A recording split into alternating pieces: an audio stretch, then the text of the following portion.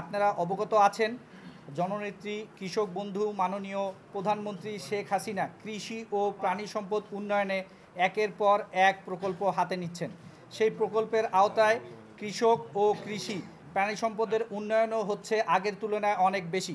সারা দেশের মতো রংপুরেও সেই সব প্রকল্প বাস্তবায়ন হচ্ছে।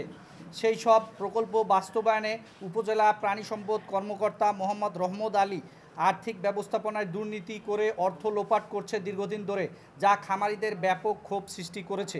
প্রিয় সাংবাদিকবৃন্দ, সে সব দুর্নীতির বিষয়ে আমাদের লেখনীর মাধ্যমে কৃষক বন্ধু মাননীয় প্রধানমন্ত্রী জননেত্রী শেখ হাসিনা, প্রাণী সম্পদ মন্ত্রী বীর মুক্তিযোদ্ধা জনাব আব্দুর রহমান, প্রাণী সম্পদ সচিব এবং মহাপরিচালক প্রাণী সম্পদ সহ এলডিডিপি লাইভস্টক ডেইরি ডেভেলপমেন্ট প্রকল্পের পরিচালকদের দৃষ্টি আকর্ষণ করছি।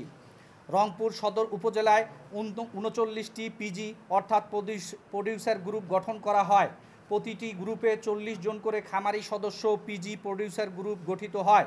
সদর উপজেলায় মোট ১৫৬০ জন সদস্যগণ। গত ১৪ মাসে প্রতিটি মাসে একদিন করে স্কিল ডেভেলপমেন্ট প্রশিক্ষণের জন্য প্রকল্প থেকে বরাদ্দকৃত অর্থ উপজেলা প্রাণী সম্পদ কর্মকর্তা মোহাম্মদ রহমত আলীর মাধ্যমে অনিয়ম ও অবৈধভাবে আত্মসাৎ করা হয়েছে। দুর্নীতির চিত্র: পিজি প্রডিউসার গ্রুপের প্রতি সদস্যের জন্য খাবারের বরাদ্দ ৩০০ টাকা। সেই খাবারের বরাদ্দকৃত ৩০০ টাকার মধ্যে ভ্যাট কর্তন করা হয় ২১ টাকা। অবশিষ্ট ২৭৯ টাকার মধ্যে তারা সর্বোচ্চ ২০০ টাকার খাবার দেয়। প্রতি সদস্য হতে প্রায় ৮০ টাকা করে আত্মসাৎ করা হয়, যা মোট ১৫৬৫ খামারি হতে আনুমানিক ১,২৫,০০০ টাকা প্রতি মাসে সে খাবার থেকেই আত্মসাৎ করে। আমি একটু আপনাদেরকে দেখাইতে চাই, যেই খাবারটা দেওয়া হয়, যার রেট ধরা হয় 200 টাকা, এই খাবার নেওয়া হয় এই যে এই খাবার, যেখানে থাকে একটা ডিম, পোলাও, মুরগির মাংস। এইখানে এইটার ১৫০ টাকা প্রাইস। আমরা কস্তুরি থেকে এই বিরিয়ানি নিয়ে আসছি, তার মানি রিসিভ আছে। এবং এইখানে দেওয়া হয় একটি সিঙ্গারা এবং একটি মিষ্টি আর একটা পানি, যার রেট ধরা হয় ৩০০ টাকা। আসলে আদতে সর্বোচ্চ খরচ পড়ে 200 টাকা। ৮০ টাকা করে ১৫০০ খামারের কাছে এই টাকাটা নেওয়া হয়। দুর্নীতির চিত্র ২: পিজি প্রডিউসার গ্রুপের প্রশিক্ষণের জন্য প্রতি মাসে খাতা কলম এর বরাদ্দ প্রত্যেক সদস্যর জন্য ১০০ টাকা।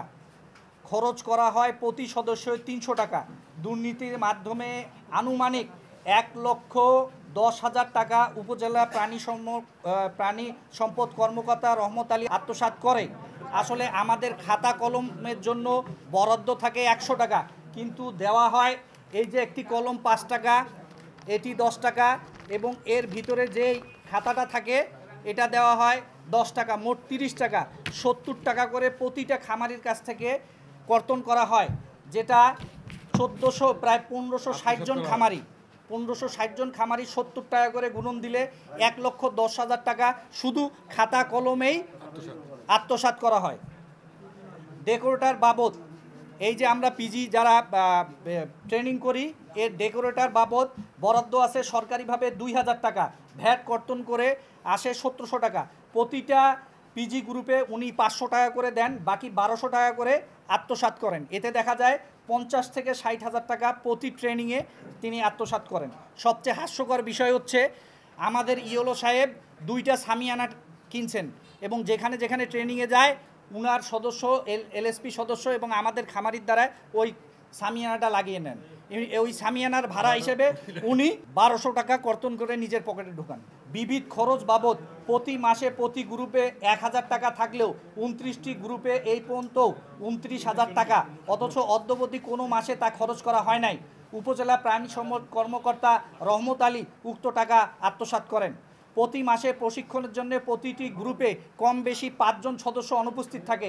অনুপস্থিত সদস্যর বরাদ্দকৃত খাবার ও আনুষঙ্গিক সকল খাতা কলম ও সঞ্চয়ের ২০০ টাকা উপজেলা প্রাণী সম্পদ কর্মকর্তা রহমত আলী নিজে ভোগ করেন, যাহা আনুমানিক ২৫০০ টাকা করে প্রতিটি গ্রুপ হতে মোট ৩৯টি গ্রুপ। লক্ষাধিক টাকা উপজেলা প্রাণী সম্পদ কর্মকর্তা রহমত আলী আত্মসাৎ করেন।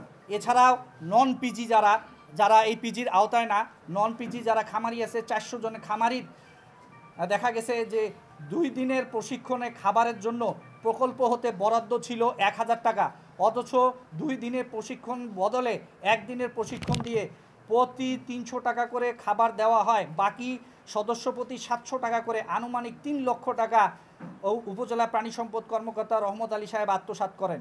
এছাড়াও রংপুর জেলা কসাইদের স্বাস্থ্যসম্মত মাংস ব্যবস্থাপনার জন্য প্রশিক্ষণ হয়, সেই প্রশিক্ষণে অর্থ সর্বোচ্চ দুর্নীতি করা হয়েছে, যা তদন্ত সাপেক্ষে আপনাদের দেখার অনুরোধ রইল।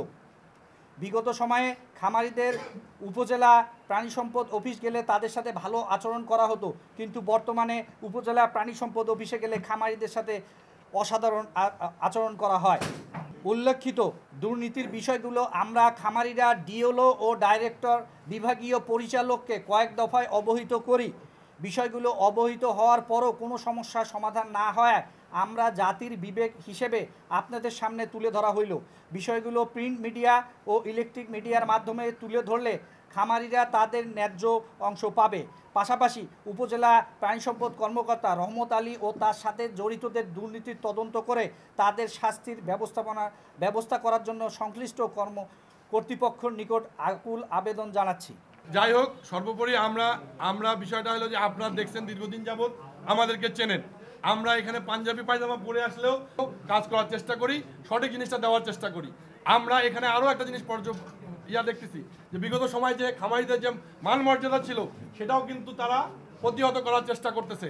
তার মানে দেখা যাচ্ছে যে তারা আজকে হয়তো দেখা যাচ্ছে খামারিদের যে সম্মানটা ছিল সেটা কিন্তু নষ্ট করার চেষ্টা করতেছে। এখানে প্রকাশ করানো হচ্ছে যে সে বিসিএস অফিসার আর খামারিরা কামলা, এই আচরণের মধ্যে চলে আসছে। আগে কিন্তু দীর্ঘ সময় কিন্তু আমাদের এই অবস্থা ছিল না।